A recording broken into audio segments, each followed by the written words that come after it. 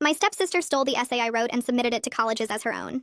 I watched her lose every acceptance she had. My stepsister Kelsey moved into our house when I was 14. Her mother Diane married my father 2 years after my mom died from cancer. I was still grieving, and suddenly I had to share my room with a girl who acted like she owned the place from day one. Kelsey was the same age as me, but that was where our similarities ended. She was loud and popular and always needed to be the center of attention. I was quiet and kept to myself and spent most of my time reading or writing in my journal. Kelsey thought I was boring. She told me that constantly. She said I needed to lighten up. She said I needed to stop being so depressing all the time. She said my dead mother would not want me moping around forever. I learned to stay out of her way. Senior year came and we both started working on college applications. I wanted to go to Weston University more than anything. It was a small liberal arts school 4 hours away with an excellent creative writing program.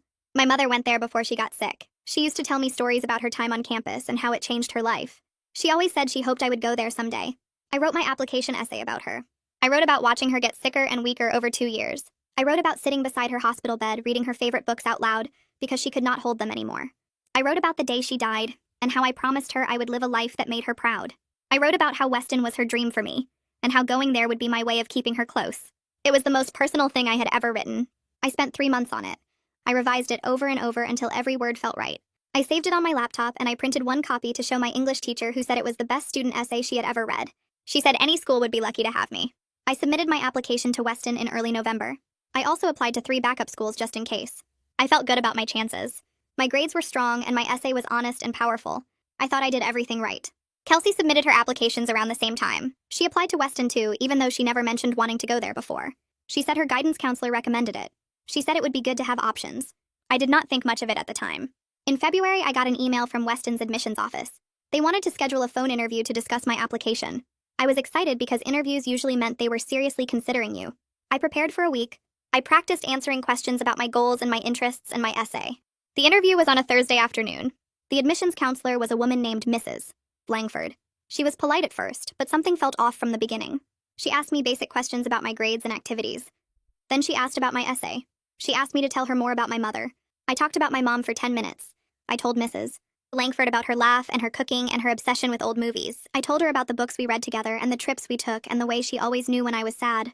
I told her things I had never told anyone because the essay opened a door I could not close. When I finished, Mrs. Langford was quiet for a moment. Then she asked me a strange question. She asked if I knew Kelsey Drummond. I said yes. I said she was my stepsister. Mrs. Langford said Kelsey also applied to Weston. She said Kelsey submitted an essay that was identical to mine. She said the only difference was the name at the top. I could not breathe. I asked her to repeat what she said. She repeated it. She said both essays described watching a mother die of cancer. She said both essays mentioned the same books and the same hospital room and the same promise. She said the admissions office was confused because they received 2 applications from the same address with the same essay. She asked if I could explain. I told her I wrote that essay myself. I told her it was about my real mother who really died. I told her Kelsey's mother was alive and well and living in our house. I told her Kelsey must have stolen my essay from my laptop and submitted it as her own. Mrs. Langford said she believed me. She asked if I could send her copies of my drafts and anything else that proved the essay was mine. I told her I had everything saved on my laptop. I told her I had months of revisions with different dates on each file. I told her my English teacher saw the final version in October and could write a statement about it. Mrs. Langford said that would be perfect. She said to send everything to her email address and she would review it all. She thanked me for being honest and said she would be in touch soon. The call ended and I sat there staring at my phone. My hands were shaking so hard I almost dropped it. The house was completely silent. Kelsey was at volleyball practice and would not be home for another hour. I looked around our bedroom and felt sick. Her bed was 3 feet from mine. Her clothes were mixed with mine in the closet. Her stuff was everywhere and I suddenly hated all of it. I stood up and walked to my desk.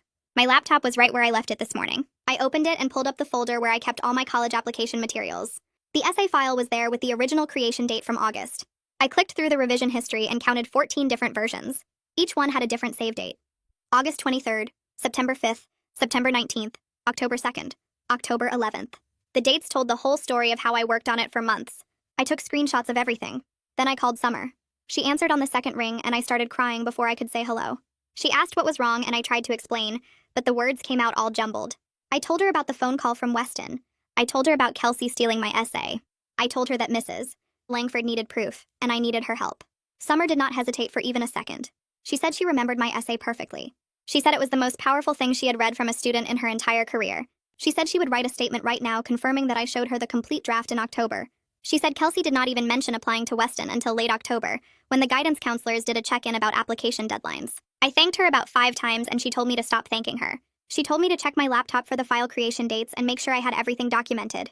We stayed on the phone for over an hour while I went through every single file. I took screenshots of the properties showing when each file was created and last modified. I found my old journal entries from when my mom was sick. I had written about reading to her in the hospital. I had written about the books we read together. I had written about the day she died. Those journal entries matched the details in my essay exactly because I used them as source material when I was writing. Summer told me to send her copies of those too, because they proved the essay came from my real life and my real grief. I was still on the phone with her when I heard Kelsey's car in the driveway. My whole body went cold. I told Summer I had to go and closed my laptop fast. I shoved it under my bed and sat down at my desk trying to look normal. Kelsey came bouncing into our room talking about how practice went. She was in a great mood. She asked what I wanted for dinner and if I had finished my calculus homework yet. She had no idea that everything was falling apart. She had no idea that Weston had called me. She had no idea that I knew what she did. I told her I was not hungry and turned back to my desk. She kept talking about some drama with her teammates, but I could not focus on anything she was saying. I just kept thinking about how she stole my mother's story. How she read about the worst time of my life and decided to use it for herself. How she was walking around acting normal while I knew the truth. That night I could not sleep.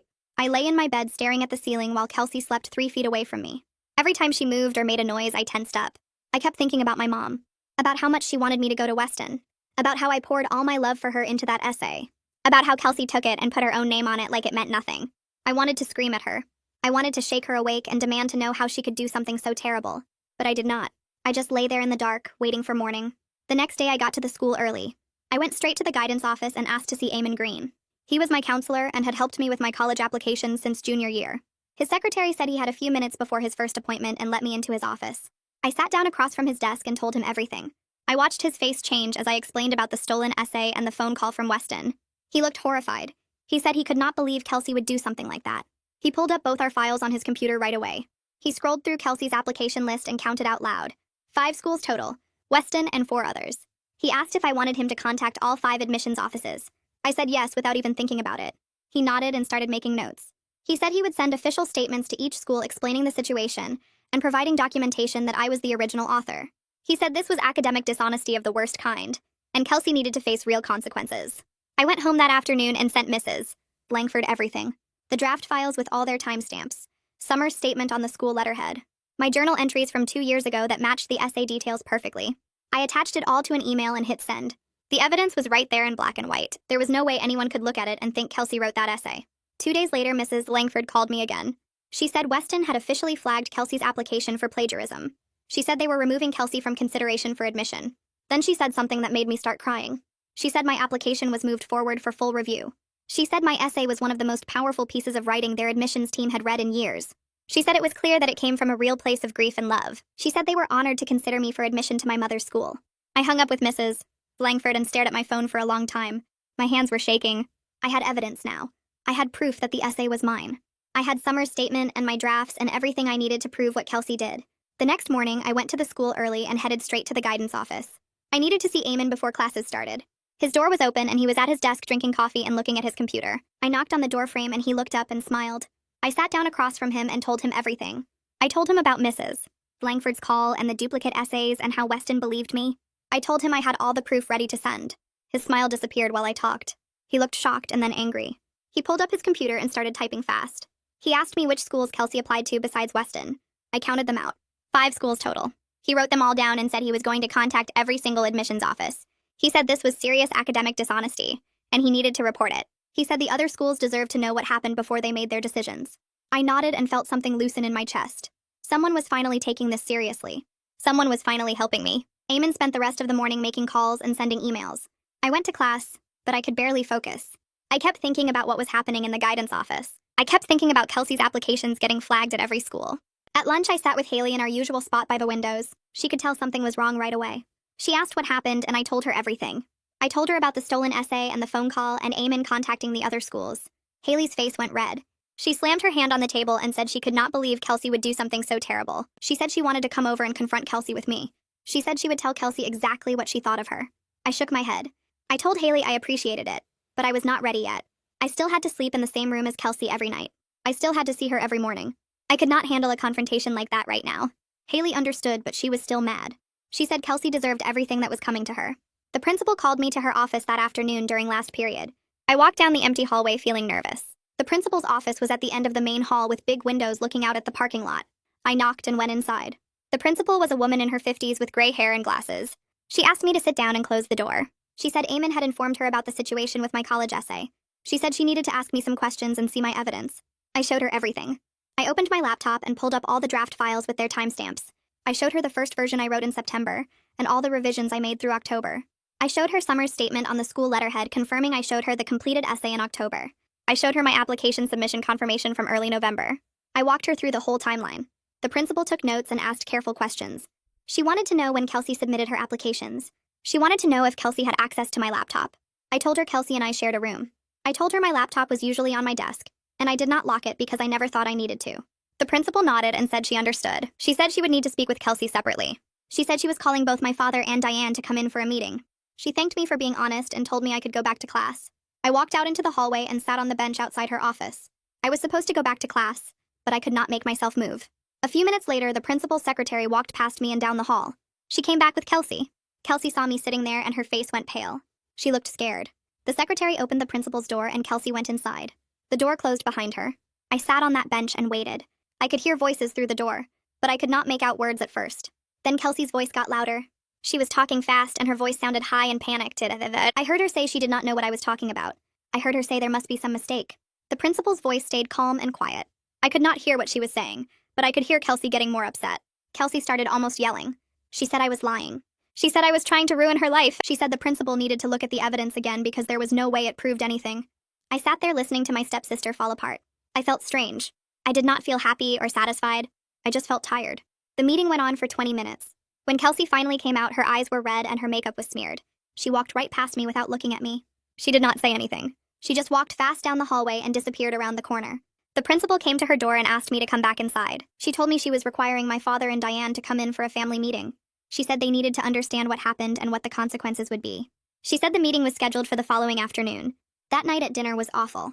My father made pasta and we all sat around the table like normal. Except nothing was normal. Kelsey glared at me from across the table. Her eyes were still red and puffy. Diane kept asking what was going on. She said the school called and told her to come in for a meeting but would not say why. She looked at Kelsey and then at me. My father asked if everything was okay. He said the principal sounded serious on the phone. I cut my pasta into smaller and smaller pieces. I did not eat any of it. I just moved it around my plate. Kelsey stared at me and I could feel her anger like heat across the table. Diane asked again what was happening. She said someone needed to tell her what was going on. I stayed quiet. I wanted them to hear it from the principal. I wanted them to hear all the evidence laid out in an official meeting where they could not make excuses or pretend it was not serious. My father tried to make conversation about his day at work, but nobody was listening. Diane kept pushing. She asked Kelsey directly if she was in trouble. Kelsey said she did not want to talk about it. She said I was making things up. She said the principal was believing lies. I looked up at her and our eyes met across the table.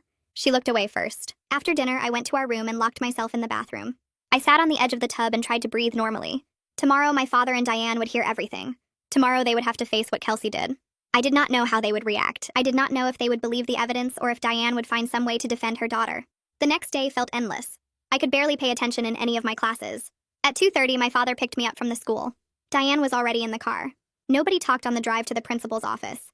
We walked into the building together and the secretary showed us to the conference room. The principal was already there with a folder of papers spread out on the table. Eamon was there too. We all sat down. The principal thanked everyone for coming. She said she needed to discuss a serious academic integrity issue. She opened the folder and started laying out the evidence.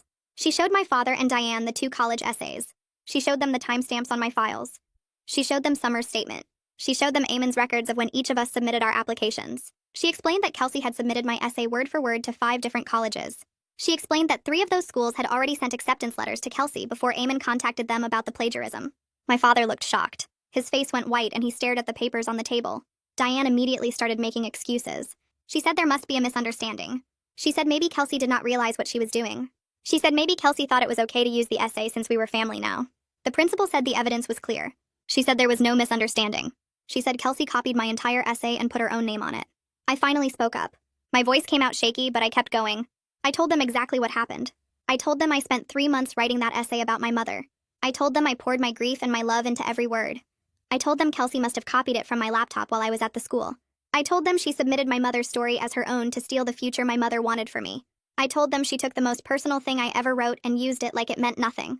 My voice was shaking, but I did not cry. Kelsey broke down. She started sobbing and saying she was sorry. She said she was desperate. She said her own essay was not good enough, and she knew mine was beautiful. She said she thought since we lived in the same house, it would not matter because we were family now. She said she did not think anyone would find out. Diane tried to minimize it. She said the essay was about a shared family tragedy since she was married to my father now.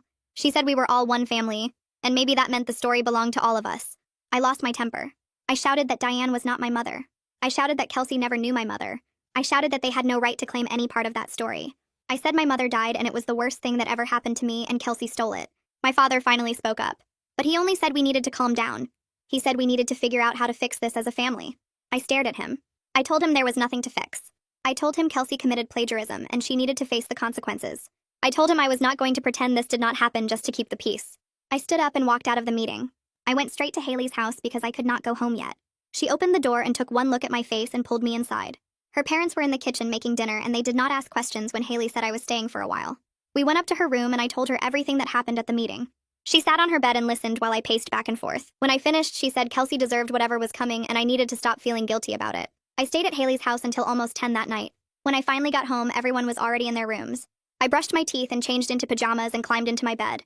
Kelsey was lying in her bed across the room staring at the ceiling. The room was dark except for the streetlight coming through the window. She said my name quietly. I did not answer. She said it again. I told her I was tired and wanted to sleep. She started crying. She said she was sorry and she would tell all the schools the truth. She said she would confess to everything and fix this. I turned over to face the wall. I told her she was only sorry because she got caught. I told her if Mrs. Langford had not called me, she would have kept the acceptances and gone to college on my mother's story without ever feeling bad about it. She cried harder and said that was not true. She said she felt terrible the whole time. I asked her why she did it then. She did not have an answer. I told her I did not forgive her, and I did not want to talk about it anymore. She cried herself to sleep, and I lay awake listening to her breathing and wondering how I was supposed to share a room with her for the rest of the school year. The next morning, Eamon called me into his office before first period. He had printed out copies of all my evidence and organized it into folders. He said he was going to contact the 3 schools that already accepted Kelsey and explain what happened. He asked if I was sure I wanted to move forward with this. I said yes without hesitating. He nodded and said he would start making calls that afternoon. Over the next week, those 3 schools received detailed reports from Eamon. He sent them my original essay with all the timestamps. He sent them Summer's statement. He sent them the timeline showing I submitted my applications weeks before Kelsey submitted hers. Each school responded by opening their own investigation. They sent emails to Kelsey asking for her original essay drafts and any documentation she had. They wanted to see revision history and notes and anything that proved she wrote the essay herself. Kelsey could not provide any of it because the essay was not hers. She tried to claim she deleted all her drafts to save space on her computer. The schools pointed out that I had months of documented revisions while she had nothing. They asked her to explain how she wrote an essay identical to mine down to specific details about books and hospital rooms. She had no explanation. One of the schools called her in for a phone interview, and she broke down crying and admitted she took my essay. She said she panicked because her own essay was not good enough. She said she did not think anyone would find out. The first acceptance got rescinded 3 days later. It was from a state university about 2 hours away. Kelsey got an email saying her acceptance was withdrawn due to academic integrity violations. The email said she was banned from reapplying for 2 years because plagiarism was taken seriously at their institution. She was at the school when she got the email. She came home that afternoon and went straight to our room and slammed the door. I heard her crying through the wall while I did homework in the kitchen. Diane came home from work an hour later and Kelsey told her what happened. Diane came downstairs and found me sitting at the table. She started screaming that I was ruining Kelsey's life over a stupid essay. She said my mother would be ashamed of me for being so vindictive and cruel. She said I was destroying Kelsey's future because I could not let go of the past. My father came out of his office and told Diane to stop. But he did not actually defend me. He just said we all needed to calm down and talk about this rationally. I stood up and walked out of the house. I went back to Haley's house and asked if I could stay for a while. Her parents said yes immediately. They gave me their guest room and told me to stay as long as I needed. Haley's mom helped me pack a bag with clothes and school supplies. I moved in that night and did not tell my father or Diane where I was going. I just texted my father that I was safe and staying with a friend. Summer found me at lunch the next day and asked how I was doing. I told her I moved out because I could not stay in that room with Kelsey anymore. She said she understood and told me I was doing the right thing.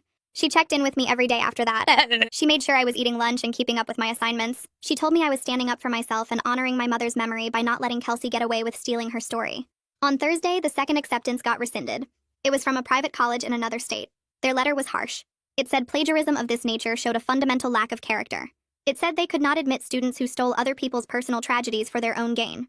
It said Kelsey's acceptance was permanently withdrawn, and they were reporting the incident to their network of peer institutions. Kelsey stopped going to the school after that. She stayed home for 3 days. When she came back on Monday, she looked terrible. She had lost weight and her eyes were red. She would not make eye contact with anyone in the hallways. Her friends had heard rumors about what happened. Some of them asked her if it was true. She would not answer. Several of them started avoiding her at lunch and between classes. The third acceptance got rescinded the following week. It was from a competitive university that also reported the plagiarism to the National Association for College Admission Counseling. Eamon explained to me what that meant. He said other schools would be notified if Kelsey tried to apply anywhere else. He said the plagiarism would follow her to any college she tried to attend. He said she would have to disclose it on future applications, and most schools would reject her automatically. Kelsey now had 0 college acceptances and a permanent mark on her record. Diane begged me to write a letter saying I gave Kelsey permission to use the essay. She said it would fix everything and the schools would reconsider. I refused. I told her Kelsey stole my mother's story, and she needed to face the consequences. Diane said I was being heartless. She said family was supposed to forgive each other. I told her Kelsey and I were not family and we never would be. I told Diane that Kelsey and I were not family and we never would be. She left the room without another word. 3 days passed before I heard anything else about the college situation. I stayed at Haley's house and went to the school and tried to focus on my homework, even though my mind kept wandering back to Kelsey and what was happening with her applications. Summer checked in with me every morning before class and asked how I was holding up. I told her I was okay, but I was not really okay. I felt guilty sometimes, even though I knew I did nothing wrong. On Wednesday afternoon, I got an email from someone named Vanessa Royce. She said she was the director of admissions at Weston, and she wanted to know if I would be willing to do a video interview. She wrote that my essay moved everyone in the office, and they wanted to learn more about me beyond the application. She said she knew the situation with my stepsister was difficult, but they believed my story was authentic and powerful. I read the email 3 times to make sure it was real.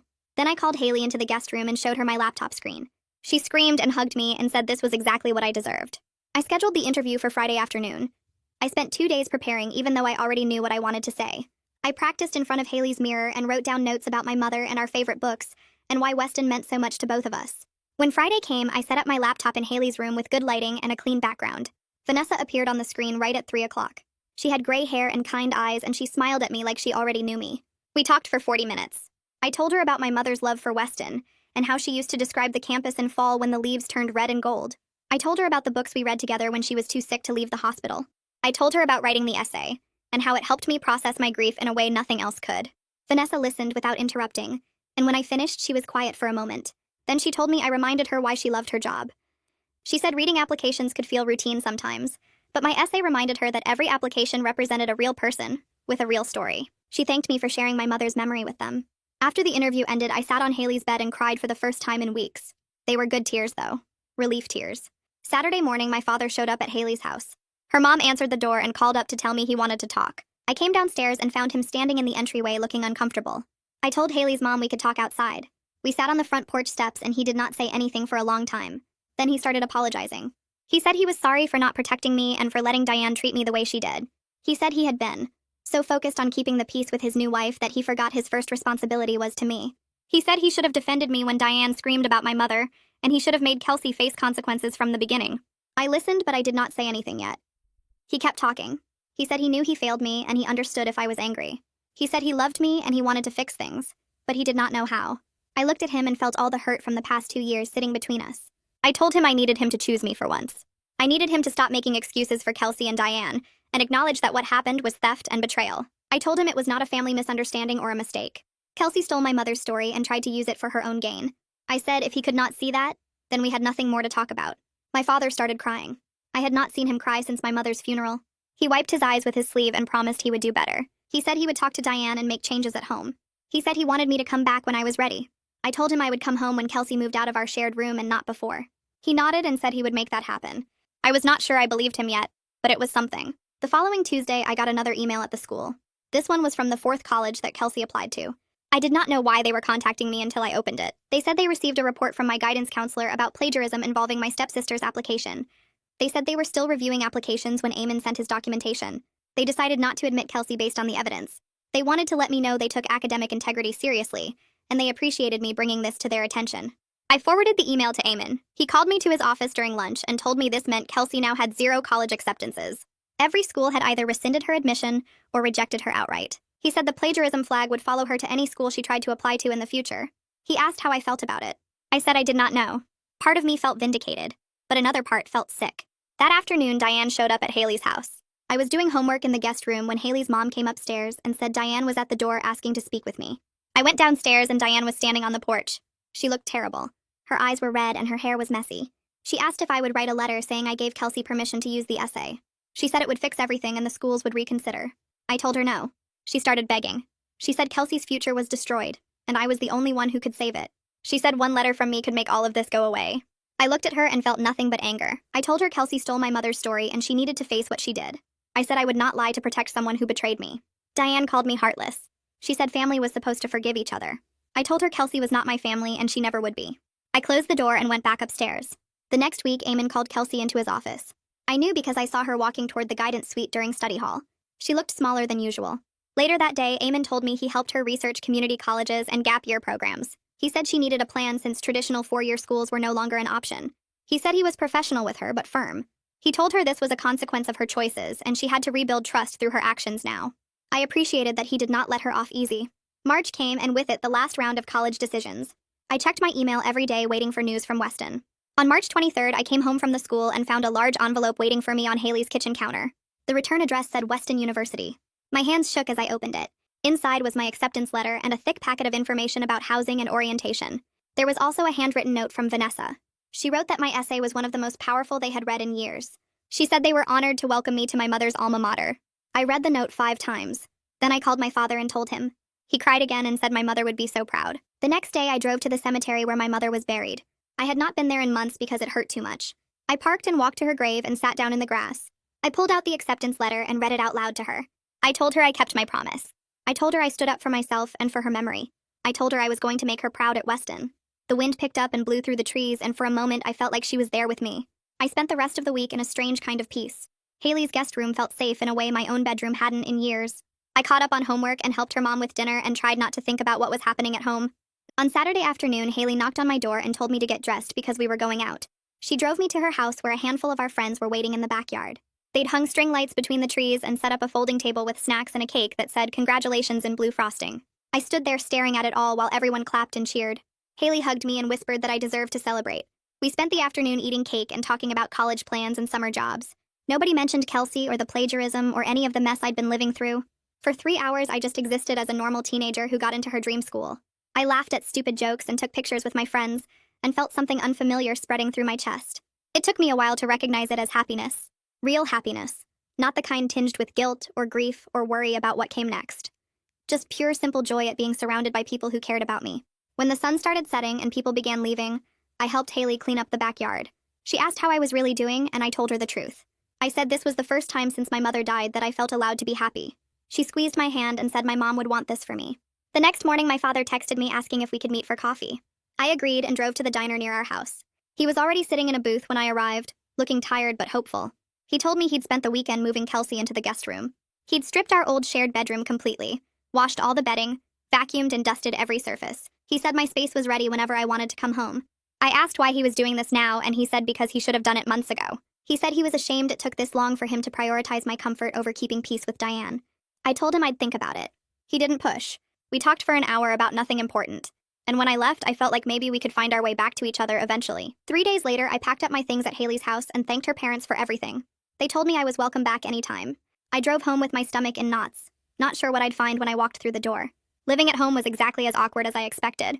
Kelsey and I existed in the same house like ghosts passing through walls. We avoided the kitchen at the same time and never made eye contact in the hallway.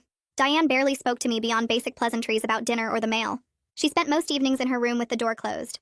But my father tried. He started a new routine where we had dinner together, just the two of us, twice a week. He'd pick up takeout from my favorite restaurants and we'd eat in the dining room and talk about school or books or memories of my mother. It was strange and sometimes painful, but it felt like progress. He told me stories about their early years together that I'd never heard before. He showed me old photos from before I was born when they were young and happy and full of plans. Slowly, meal by meal, we started building something that looked like a relationship again. 2 weeks after I moved back home, Summer pulled me aside after class. She told me she'd submitted my essay to a regional writing competition for high school seniors. She said she hoped I didn't mind, but the essay was too good not to share with a wider audience. I didn't know what to say. The idea of more people reading those words about my mother felt exposing, but also validating. Summer said the winners would be announced in May. I tried not to think about it too much. I had enough on my mind with final exams and graduation planning. But when the email came in early May saying I'd won second place and a $1,000 scholarship, I sat at my desk and cried. It wasn't about the money or the recognition. It was about knowing that my writing, my truth, my mother's story had value beyond college applications and plagiarism scandals. It meant something real. The award ceremony was held at the public library on a Wednesday evening. My father came and sat in the front row. Summer was there with several other teachers from the school. Haley showed up with flowers. When they called my name, I walked to the podium and was accepted the certificate and check. The organizer asked if I wanted to say a few words. I hadn't prepared anything, but I took the microphone anyway. I thanked my mother for teaching me to love words and stories. I thanked my English teacher for believing in my voice. I said that writing the truth, even when it's painful, is the most important thing a writer can do. I said that protecting your truth and standing up for yourself matters more than being liked or keeping peace. I didn't mention Kelsey's name or the plagiarism directly, but everyone in that room who knew the story understood exactly what I meant. When I sat down, my father was wiping his eyes and Summer was beaming at me from her seat. The next week, I found out through a mutual friend that Kelsey had enrolled in community college for the fall semester. She'd also gotten a part-time job at a coffee shop downtown. I saw her there once when Haley and I stopped in for drinks. She was behind the counter wearing a green apron and taking orders with a flat expression. She didn't see me or pretended not to. At home, she was sullen and quiet, spending most of her time either at work or in the guest room. But at least she was doing something instead of wallowing in her room feeling sorry for herself. I didn't feel bad for her exactly, but I also didn't feel the burning anger I'd carried for months. She made her choices and now she was living with them. One Saturday morning, Diane knocked on my bedroom door. I almost didn't answer, but something made me open it. She stood in the hallway looking uncomfortable and asked if we could talk. We went downstairs to the living room and sat on opposite ends of the couch. She said she'd been thinking a lot about everything that happened. She said she was wrong to defend Kelsey's actions the way she did. She admitted that what Kelsey did was theft and betrayal, and she shouldn't have tried to minimize it. Her voice was steady, but her hands were shaking. I waited for her to apologize for the things she'd said about my mother, but she didn't. She didn't take back calling me heartless or saying my mom would be ashamed of me. This conversation was as close to accountability as I was ever going to get from her, and I knew it. I told her I appreciated her saying that. We sat in silence for another minute before she got up and left the room. It wasn't forgiveness and it wasn't healing, but it was something.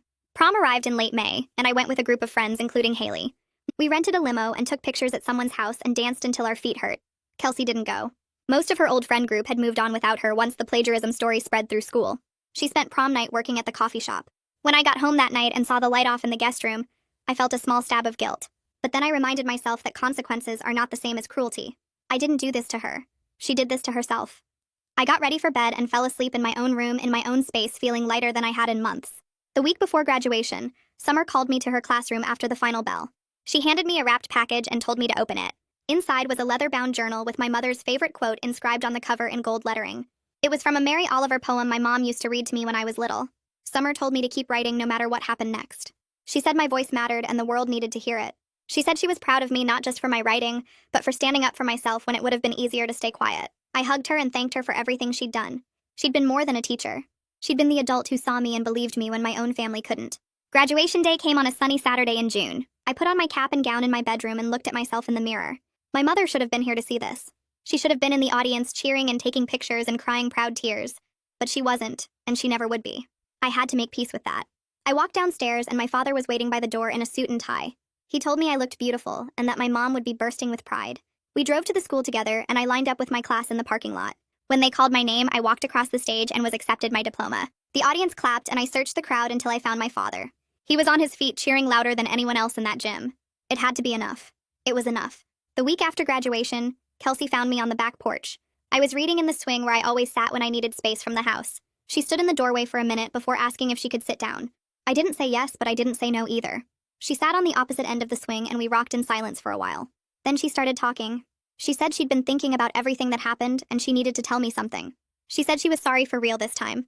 Not sorry she got caught, but sorry for what she did. She said she understood now what she took from me and why I couldn't let it go.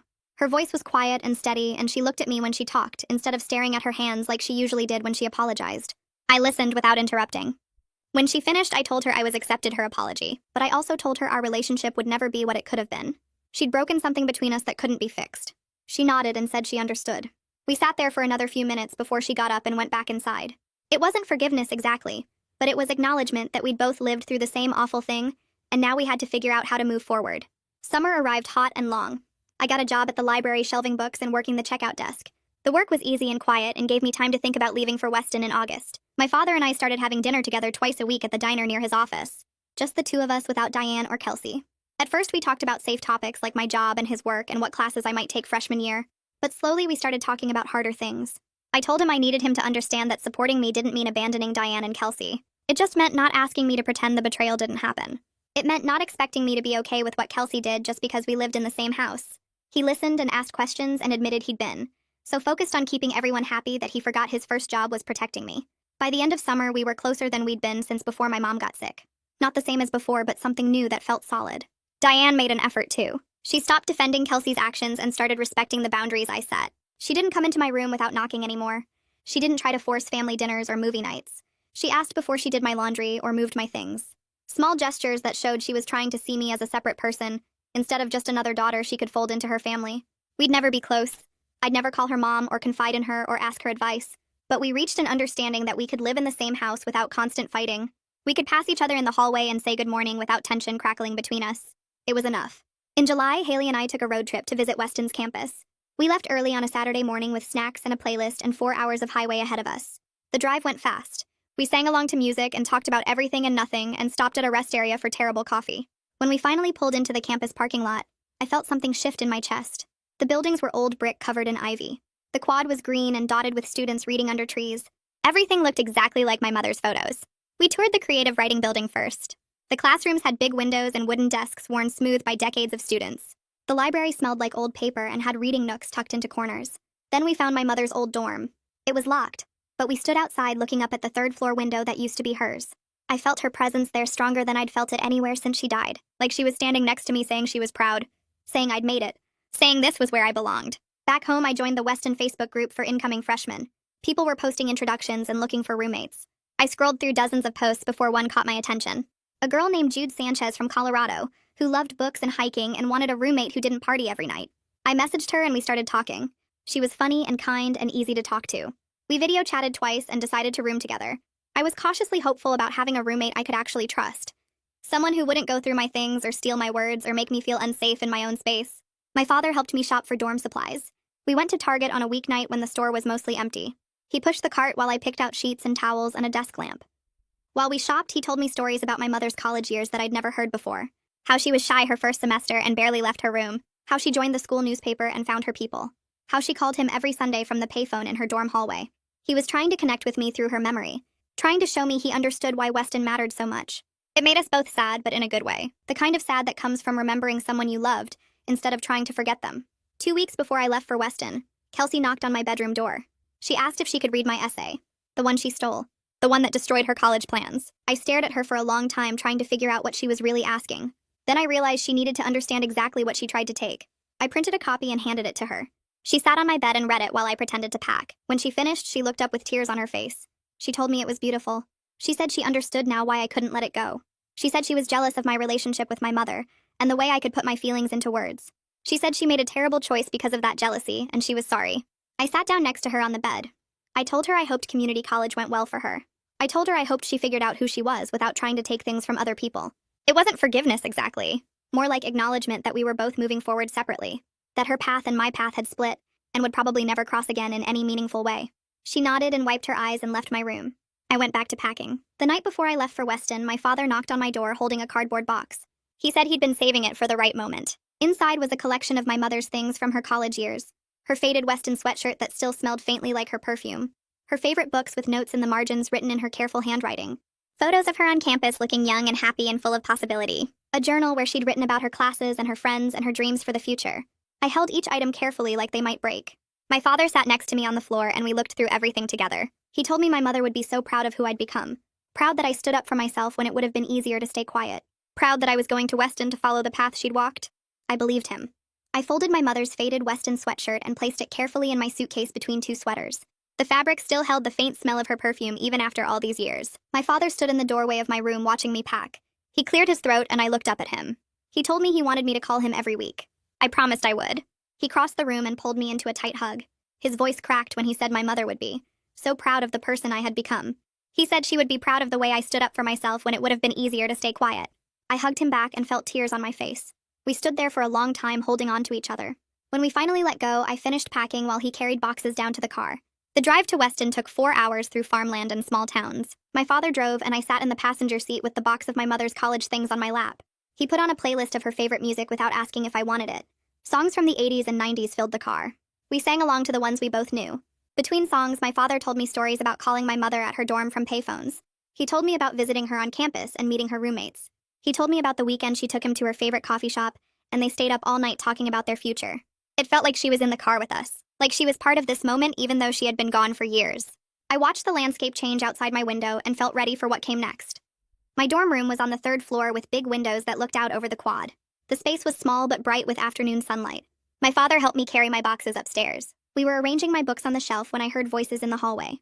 A girl with dark curly hair appeared in the doorway pulling a rolling suitcase. She smiled and introduced herself as Jude. I recognized her immediately from our video chats. We hugged like we had known each other for years instead of just a few weeks. My father shook her hand and then excused himself to give us space. Jude and I spent the next 2 hours decorating our room together. She hung string lights above her bed while I put up photos of my mother. We talked about our class schedules and made plans to explore campus before orientation started. By the time my father came back to say goodbye, I felt like I had found someone I could trust. That night after my father left, I walked across campus alone. The sun was setting and the old brick buildings glowed orange in the fading light. I followed the paths between academic halls and dormitories. I walked past the library where my mother used to study. I found the bench outside the English building where she told my father she loved him for the first time. I sat down on that bench and looked up at the windows. Somewhere in this place, my mother had discovered who she was and what she wanted from life. I felt her pride in me like a physical presence. I felt her joy that I had made it here after everything that happened with Kelsey.